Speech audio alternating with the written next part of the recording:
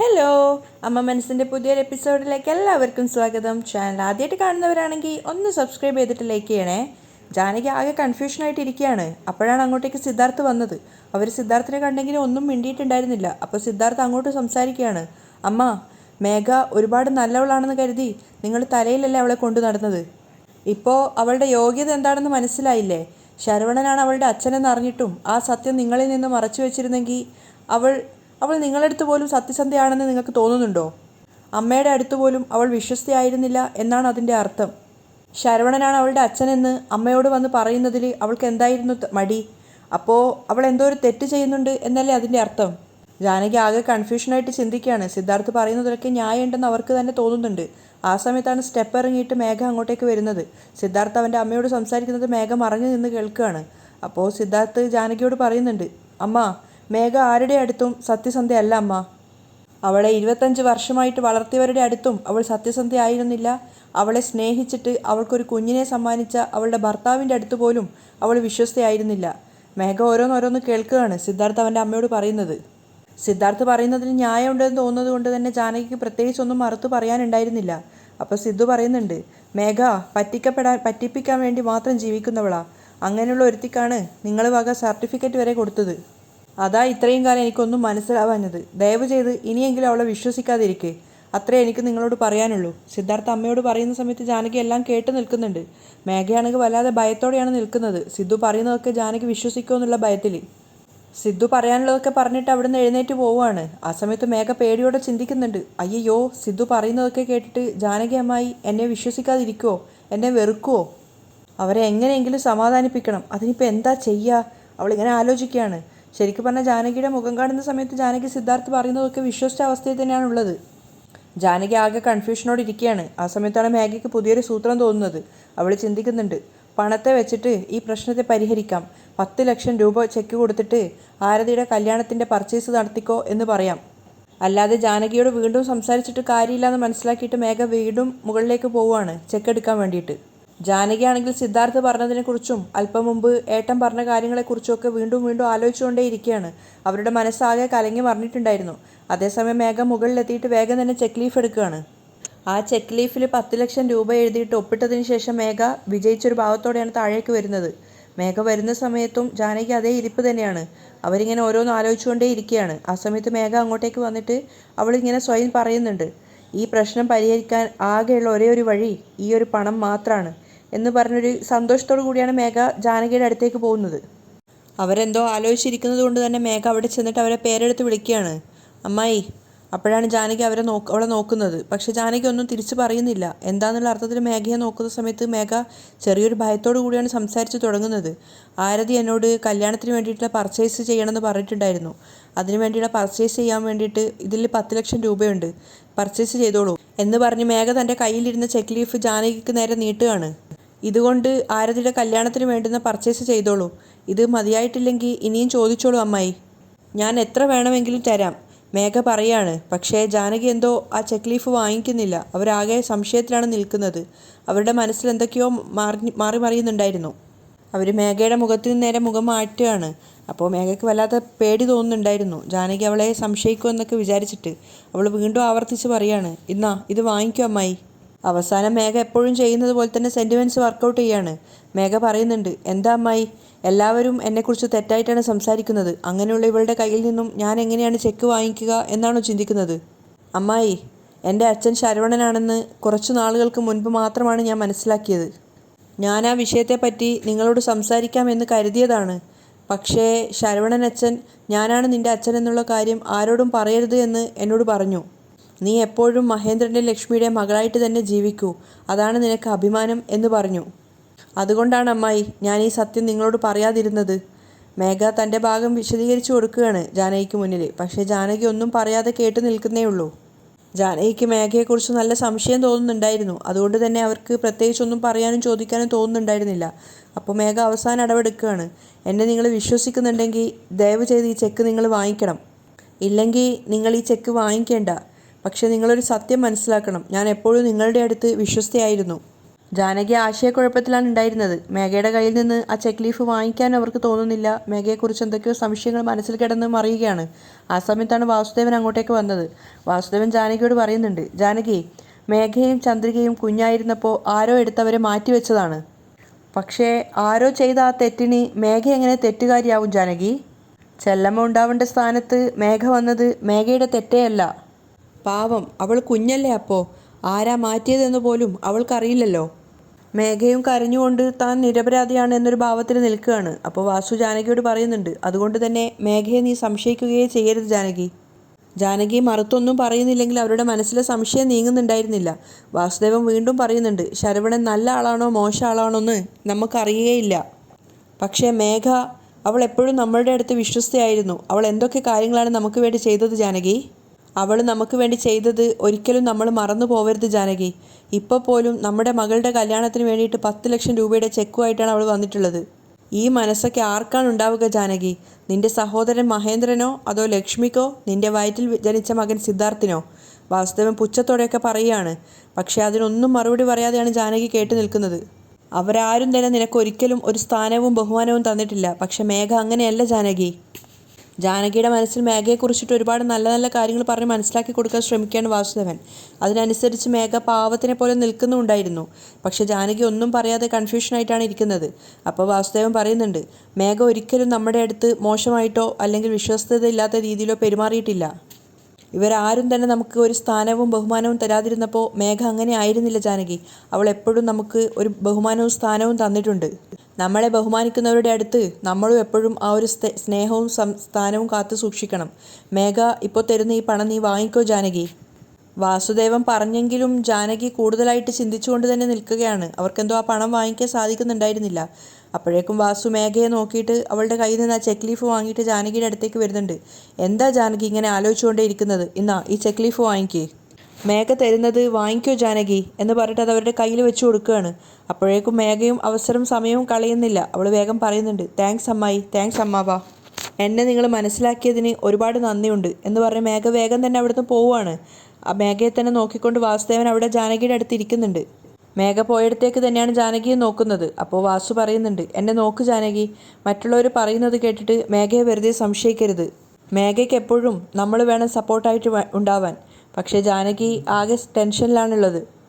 അതാണ് നമുക്ക് എപ്പോഴും നല്ലത്. ജാനകിക്ക് മേഘയെക്കുറിച്ചുള്ള ഉപദേശമൊക്കെ കൊടുത്തിട്ടാണ് വാസുദേവൻ പോകുന്നത്. ഒന്നിനു പോലും ജാനകി തിരിച്ച് മറുപടി പറയുന്നുണ്ടായിരുന്നില്ല. അവരാ ചെക്ക് ലീഫും പിടിച്ചിട്ട് സംശയത്തോടെ തന്നെയാണ് ഇരിക്കുന്നത്. അതേസമയം മേഘ അവളുടെ മുറിയിൽ ഇങ്ങനെ കൺഫ്യൂഷനായിട്ട് നിൽക്കുകയാണ്. അവളിങ്ങനെ ഓരോന്ന് ചിന്തിച്ചുകൊണ്ട് നടക്കുമ്പോഴാണ് ഫോൺ റിങ് ചെയ്യുന്നത്. എടുത്തു നോക്കിയപ്പോൾ അവളുടെ അച്ഛനായ ശരവണനായിരുന്നു. പറ അച്ഛാ എന്ന് പറഞ്ഞിട്ട് മേഘ കോൾ അറ്റൻഡ് ചെയ്യാണ്. അപ്പോൾ ശരവണൻ ചോദിക്കുന്നുണ്ട്, എന്താ മോളെ, ഞാൻ വന്നതിന് ശേഷം അവിടെ എന്തെങ്കിലും പ്രശ്നം നടന്നോ? ജാനകി എന്തെങ്കിലും പറഞ്ഞോ? അപ്പോൾ മേഘ പറയുന്നുണ്ട്, ജാനകി അമ്മായി എൻ്റെ മേൽ കോപത്തിലാണ് ഉണ്ടായിരുന്നത്. പക്ഷെ എങ്ങനെയോ ഞാൻ അവരെ സമാധാനപ്പെടുത്തി. അപ്പോൾ ശരവണൻ ചോദിക്കുന്നുണ്ട്, എങ്ങനെയാ മോളെ നീ അവരെ സമാധാനിപ്പിച്ചത്? അപ്പോൾ മേഘ പുച്ഛത്തോടെ പറയാണ്, പണത്തിൻ്റെ മേൽ വീഴാത്തവരായിട്ട് ആരാണ് അച്ഛാ ഉള്ളത്? 10 ലക്ഷം രൂപ ചെക്കിൽ എഴുതി കൊടുത്തിട്ട് ആരതിയുടെ കല്യാണത്തിന് പർച്ചേസ് ചെയ്തോ എന്ന് പറഞ്ഞ് അവരുടെ കയ്യിൽ കൊടുത്തു. അതിനുശേഷവും അവർക്ക് എങ്ങനെ എൻ്റെ മേൽ കോപത്തോടെ നിൽക്കാൻ പറ്റും? മേഘ പുച്ഛത്തോടെയാണ് പറയുന്നത്. അപ്പോൾ ശരവണനും പറയുന്നുണ്ട്, അത് നന്നായി മോളെ. മാത്രമല്ല ശരവണൻ മകളോട് ഉപദേശിച്ചു കൊടുക്കുകയാണ്, നീ ജാനകി എപ്പോഴും നിൻ്റെ കൺട്രോളിൽ തന്നെ വെക്കണം. അങ്ങനെയാണെങ്കിൽ മാത്രമേ നീ ആഗ്രഹിച്ച ജീവിതം നിനക്ക് ജീവിക്കാൻ സാധിക്കുള്ളൂ. ജാനകിയുടെ സംസാരത്തിനെ മറികടന്നുകൊണ്ട് സിദ്ധാർത്ഥ് ഒന്നും ചെയ്യില്ല. നിന്നെ കല്യാണം കഴിക്കണമെന്ന് ജാനകി കട്ടായം പറഞ്ഞു കഴിഞ്ഞാൽ പിന്നീട് സിദ്ധാർത്ഥിന് നിന്നെ കല്യാണം കഴിക്കുകയല്ലാതെ മറ്റു മാർഗ്ഗമൊന്നുമില്ല. അത് കേട്ട് മേഘയും പറയുന്നുണ്ട്, എനിക്കറിയാം അച്ഛാ, സിദ്ധാർത്ഥ് ആര് പറഞ്ഞാലും അനുസരിക്കില്ല. പക്ഷേ ജാനകി അമ്മായി പറയുകയാണെങ്കിൽ തീർച്ചയായിട്ടും അവൻ അനുസരിക്കും. അതുകൊണ്ടാണ് ജാനകി അമ്മായി എപ്പോഴും ഞാൻ എൻ്റെ കൺട്രോളിൽ തന്നെ വെക്കുന്നത്. നിങ്ങളൊന്നുകൊണ്ടും ഭയപ്പെടേണ്ട അച്ഛാ, കാര്യങ്ങളൊക്കെ ഞാൻ നോക്കിയും കണ്ടും ചെയ്തോളാം. ശരി, ഇനി അങ്ങോട്ട് നീ എപ്പോഴും ശ്രദ്ധയോടെ വേണം നിൽക്കാൻ. മരതക മുത്തശ്ശിയാണ് കുഞ്ഞായിരുന്നപ്പോൾ നിന്നെയും ചന്ദ്രികയും മാറ്റിവെച്ചതെന്ന് മഹേന്ദ്രൻ കണ്ടുപിടിച്ചാൽ തീർച്ചയായിട്ടും അവർ പോലീസ് കേസുമായിട്ട് മുന്നോട്ടേക്ക് പോകും. അതുകൊണ്ട് തന്നെ മരതക മുത്തശ്ശിയോട് കുറച്ചുകൂടി ശ്രദ്ധയോടെ നിൽക്കാൻ പറയണം നീ. ശരി അച്ഛാ, മുത്തശ്ശിയെ ഞാൻ സൂക്ഷിച്ചോളാം എന്ന് പറഞ്ഞിട്ട് മേഘ കോള് കട്ട് ചെയ്യാണ്. കോള് കട്ടായതിനു ശേഷം മേഘ സ്വയം പറയുന്നുണ്ട്, എൻ്റെ അമ്മോ, ജാനകി അമ്മായിയെ എങ്ങനെയോ ഒരു രീതിയിൽ സമാധാനപ്പെടുത്തി. അവൾ മനസ്സിൽ ചിന്തിക്കുകയാണ്, എൻ്റെ അച്ഛൻ ശരവണനാണെന്ന് പറഞ്ഞു കഴിഞ്ഞാൽ ജാനകി അമ്മായി എന്നെ വെറുക്കുമെന്ന് ചന്ദ്രിക വെറുതെ സ്വപ്നം കണ്ടു. മേഘ സ്വയം വിജയിച്ച ഭാവത്തിൽ പൊട്ടിച്ചിരിക്കുകയാണ്. അതിനുശേഷം അവൾ തിരിയുന്നതും പെട്ടെന്ന് തന്നെ ഒരു കാഴ്ചയാണ് കാണുന്നത്. മേഘയുടെ മനസ്സിങ്ങനെ വിങ്ങുകയാണ്. അവൾ ടെൻഷൻ അടിച്ചിട്ട് സ്വയം ചിന്തിക്കുന്നുണ്ട്, അയ്യോ ഇവരെപ്പോഴാണ് ഇവിടെ വന്നത്, മനസ്സിലാവുന്നില്ലല്ലോ. മേഘയ്ക്ക് മുന്നിലുണ്ടായിരുന്നത് മറ്റാരും ആയിരുന്നില്ല, ജാനകിയായിരുന്നു. ജാനകി നല്ല ദേഷ്യത്തോടു കൂടിയാണ് മേഘയെ നോക്കുന്നത്. അവരുടെ നോട്ടത്തെ അഭിമുഖീകരിക്കാനാവാത്തത് കൊണ്ട് തന്നെ മേഘ തലതാഴ്ത്തി നിൽക്കുകയാണ്. വാ അമ്മായി, അമ്മായി വിളിച്ചിരുന്നെങ്കിൽ ഞാൻ തന്നെ അമ്മായിയുടെ മുറിയിലേക്ക് വന്നിരുന്നേനെ. അതിന് മറുപടിയൊന്നും പറയാതെ നല്ല ദേഷ്യത്തോടു കൂടിയാണ് ജാനകി മേഘയെ തന്നെ നോക്കുന്നത്. മേഘ വീണ്ടും ചോദിക്കുന്നുണ്ട്, എന്താ അമ്മായി, വന്ന കാര്യം പറയൂ. അപ്പോൾ തൻ്റെ കയ്യിലുണ്ടായിരുന്ന ചെക്ക് ലീഫ് മേഘയ്ക്ക് കൊടുത്തുകൊണ്ട് ജാനകി പറയുന്നുണ്ട്, എനിക്ക് ഈ ചെക്ക് വേണ്ട. അത് കേട്ടതും മേഘ വല്ലാതെ ഭയന്നു പോവുകയാണ്. ഇതെന്താ 10 ലക്ഷം രൂപ വേണ്ടാന്ന് പറയുന്നത്, അവൾ മനസ്സിൽ ചിന്തിക്കുകയാണ്. എന്നിട്ടും അവൾ ജാനകിയോട് ചോദിക്കുന്നുണ്ട്, എന്താ അമ്മായി ഇപ്പോൾ എന്താ ചെക്ക് തിരിച്ചു തരുന്നത്. ജാനകി കുറച്ച് ദേഷ്യത്തോടു കൂടിയാണ് സംസാരിക്കുന്നത്. ഈ ചെക്ക് എനിക്ക് വേണ്ട, ഇത് നീ തന്നെ എടുത്തോ. അതുതന്നെ ഞാൻ ചോദിച്ചത്, അതെന്തുകൊണ്ടാണ് അമ്മായി പറയുന്നത്. പെട്ടെന്ന് തന്നെ ജാനകി പൊട്ടിത്തെറിക്കുകയാണ്. എന്ന് വെച്ചാ നീ എനിക്ക് വിശ്വസ്തയല്ല.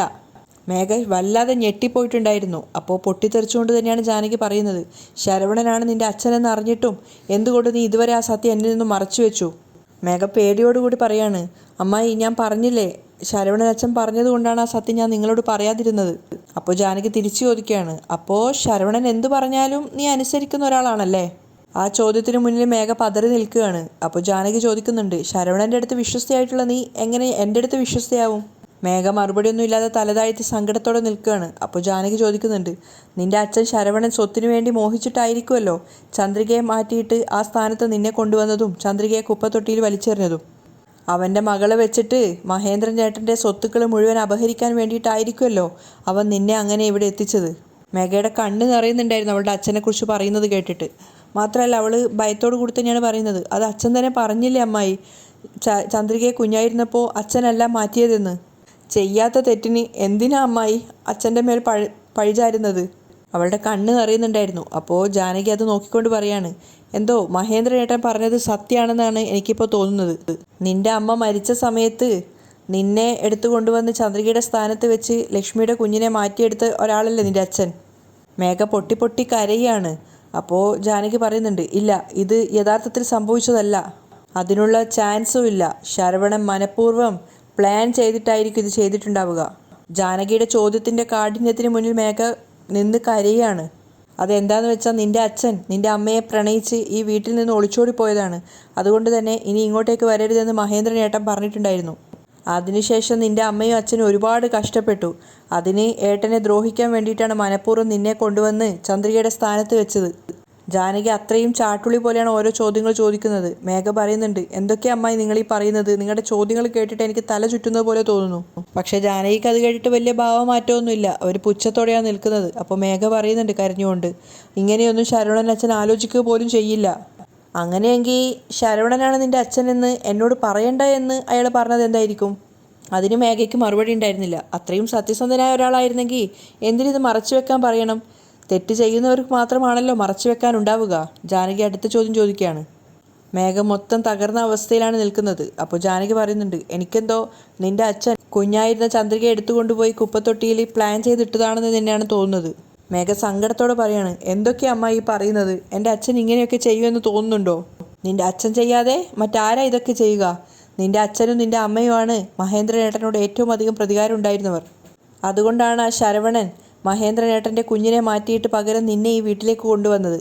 എന്താ അമ്മായി നിങ്ങൾ ഇങ്ങനെ എന്നെ വിശ്വാസമില്ലാത്ത രീതിയിൽ സംസാരിക്കുന്നത്, മേഘ കരഞ്ഞുകൊണ്ട് ചോദിക്കുകയാണ്. അപ്പോൾ ജാനകി പറയുന്നുണ്ട്, മേഘ ഇതുവരെ ഞാൻ നിന്നെ വിശ്വസിച്ചിട്ട് തന്നെയാണ് ഉണ്ടായിരുന്നത്. പക്ഷേ ഇത്രയും നടന്നതിന് ശേഷം നിന്നെ മുഴുവനായിട്ട് വിശ്വസിക്കാൻ എനിക്ക് സാധിക്കുന്നില്ല. നിന്റെ അച്ഛൻ മോശക്കാരനായിരിക്കട്ടെ, പക്ഷെ നിന്റെ അച്ഛൻ ചെയ്ത തെറ്റിന് നീ എന്തിനാണ് കൂട്ടുചേർന്നത്. നിന്റെ അച്ഛൻ പറഞ്ഞിട്ടുണ്ടായിരുന്നെങ്കിലും നീ എന്നോട് സത്യം പറയണമായിരുന്നു. പക്ഷെ നീ അങ്ങനെ പറഞ്ഞതേയില്ല. മേഘ കരഞ്ഞുകൊണ്ട് ജാനകിയെ നോക്കുകയാണ്. അപ്പോൾ ജാനകി പറയുന്നുണ്ട്, സത്യമായിട്ടും മഹേന്ദ്രനേട്ടൻ്റെ കുഞ്ഞിനെ ആരാണ് മാറ്റിയതെന്ന് എനിക്ക് മനസ്സിലാകുന്നത് വരെ എനിക്ക് മുഴുവനായിട്ട് നിന്നെ വിശ്വസിക്കാൻ സാധിക്കില്ല മേഘ. കരഞ്ഞുകൊണ്ടിരുന്ന മേഘയുടെ കയ്യിൽ ആ ചെക്ക് ലീഫ് കൊടുത്തിട്ട് ജാനകി ദേഷ്യത്തോടെ അവിടെ നിന്ന് ഇറങ്ങി പോവാണ്. മേഘ കരഞ്ഞുകൊണ്ട് പറയുന്നുണ്ട്, അമ്മായി എന്നെ വിശ്വസിക്കുക, അമ്മായി എന്നെ വിശ്വസിക്ക്. പക്ഷെ ജാനകി അത് ചെവിക്കൊള്ളുന്നത് പോലും ഉണ്ടായിരുന്നില്ല. അവരവിടെ നിന്ന് ദേഷ്യത്തോടെയാണ് പോകുന്നത്. അപ്പോൾ മേഘ പിന്നീന്ന് വിളിച്ചു പറയുന്നുണ്ട്, ചന്ദ്രികയെ മാറ്റിയത് എൻ്റെ അച്ഛനല്ല അമ്മായി. അവർ പോയതിനു ശേഷം മേഘ ചിന്തിക്കുകയാണ്, ഇതെന്താ ജാനകി അമ്മ ഇത്രയും മാറിപ്പോയത്. 10 ലക്ഷം രൂപയുടെ ചെക്ക് പോലും വേണ്ടെന്ന് വെക്കാൻ മാത്രം എന്തായിരിക്കും സംഭവിച്ചത്. ഇനി എങ്ങനെ ഇവരെ വിശ്വസിപ്പിക്കും. മേഘ ആകെ ടെൻഷനോടുകൂടിയാണ് ചിന്തിക്കുന്നത്. അതേസമയം രാത്രിയായപ്പോൾ ചന്ദ്രിക ക്ഷേത്രത്തിലാണ് ഉണ്ടായിരുന്നത്. അവൾ അവിടെ വെച്ചിട്ട് ഒരു വഴിപാടൊക്കെ നടത്തിയിട്ട് തേങ്ങയൊക്കെ പൊട്ടിക്കുന്നുണ്ടായിരുന്നു. ആ സമയത്താണ് സിദ്ധാർത്ഥ അങ്ങോട്ടേക്ക് വന്നത്. അപ്പോൾ അവൻ ചോദിക്കുന്നുണ്ട്, ഇതെന്താ ഈ നേരത്തൊരു വഴിപാട് നടത്തുന്നത്? നേർച്ച എന്തെങ്കിലും ഉണ്ടായിരുന്നോ? അപ്പോൾ ചിരിച്ചുകൊണ്ട് ചന്ദ്രിക പറയുന്നുണ്ട്, അങ്ങനെ ഒരു കട ഉണ്ടായിരുന്നു സാർ, എല്ലാം നല്ലതിനുള്ളതാ. നല്ല വിഷയം എന്ന് വെച്ചാൽ നമ്മുടെ രണ്ടുപേരുടെയും കല്യാണം നടത്തണമെന്ന് ദൈവത്തിനോട് പറഞ്ഞിട്ടാണോ തേങ്ങ ഉടച്ചത്? സിദ്ധു ചോദിക്കുകയാണ്. ഏയ് അതല്ല സാർ. പിന്നെ എന്താ? മേഘയുടെ യഥാർത്ഥ മുഖം ജാനകി അമ്മായിക്ക് കാണിച്ചു കൊടുത്തല്ലോ. ഇനി ജാനകി അമ്മായി അവളുടെ കാര്യത്തിൽ കുറച്ചുകൂടി ശ്രദ്ധ ചെലുത്തുമെന്ന് എനിക്ക് തോന്നുന്നു. അതിനുവേണ്ടിയാണ് ഞാനിപ്പോൾ ഇങ്ങനെ ചെയ്തത്. നീ പറഞ്ഞത് ശരിയാണ് ചന്ദ്രിക. ഇത്രയും കാലം ശരവണനാണ് അച്ഛനെന്ന കാര്യം മേഘ മറച്ചു വെച്ചത് അമ്മയ്ക്ക് വല്ലാത്ത ബുദ്ധിമുട്ടായിട്ടുണ്ട്. ഇതുവരെ മേഘ തനിക്ക് ആരുമില്ല, താനൊരു അനാഥയാണെന്ന് പറഞ്ഞിട്ടാണ് അമ്മയുടെ മനസ്സിൽ ഇടം പിടിച്ചിരുന്നത്. ഇനി അത് പറഞ്ഞ് അമ്മയുടെ മനസ്സിൽ ഇടം കയറാൻ പറ്റില്ലല്ലോ. ശരിയാണ് സർ, ശരവണനായിരിക്കും ഞാൻ കുഞ്ഞായിരുന്നപ്പോൾ എന്നെയും മേഘയും മാറ്റിവെച്ചത്. വേറെ ആരും അത് ചെയ്യാനുള്ള ചാൻസേ ഇല്ല. നീ പറഞ്ഞത് ശരിയാണ് ചന്ദ്രിക, തീർച്ചയായിട്ടും നമുക്ക് തെളിയിക്കുക തന്നെ വേണം. അപ്പോൾ ചന്ദ്രിക സംശയത്തോടെ പറയുന്നുണ്ട്, ഒരുപക്ഷെ മരതക മുത്തശ്ശി ആണോ എന്നുള്ളതിലും എനിക്ക് സംശയമുണ്ട്. നീ പറഞ്ഞത് ശരിയാണ്. എന്തായാലും അയാൾക്ക് ഒറ്റയ്ക്ക് ഇത് സാധിക്കുമെന്ന് എനിക്ക് തോന്നുന്നില്ല.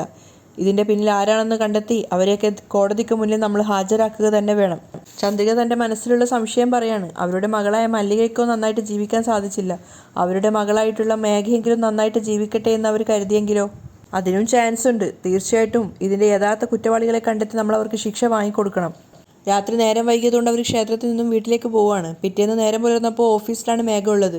മേഘയെ കാണാൻ വേണ്ടിയിട്ട് മനീഷ് വന്നിട്ടുണ്ടായിരുന്നു. അതുമാത്രമല്ല, മനോഹരൻ വന്നിട്ട് പറയുന്നുണ്ട് മനീഷ് കാണാൻ വന്നിട്ടുണ്ടെന്ന്. അപ്പം തന്നെ മേഘ പറയുന്നുണ്ട് അയാളോട് അകത്തേക്ക് വരാൻ പറയാൻ. മനോഹരൻ പോയിട്ട് മനീഷിനോട് അകത്തേക്ക് വരാൻ പറയാണ്. അകത്തേക്ക് കയറിയ മനീഷിനോട് മേഘ ഇരിക്കാൻ പറഞ്ഞെങ്കിൽ അവൻ ഇരിക്കുന്നില്ല. കാര്യം എന്താണെന്ന് പറ. അതെന്താ, ഞാൻ പറഞ്ഞാൽ ഇരിക്കില്ലേ? മേഘ ചോദിക്കുകയാണ്. അപ്പോൾ മനീഷ് പറയുന്നുണ്ട്, എന്തായാലും നല്ല കാര്യത്തിനല്ല നീ സംസാരിക്കാൻ വിളിപ്പിച്ചതെന്ന് എനിക്ക് നന്നായിട്ടറിയാം.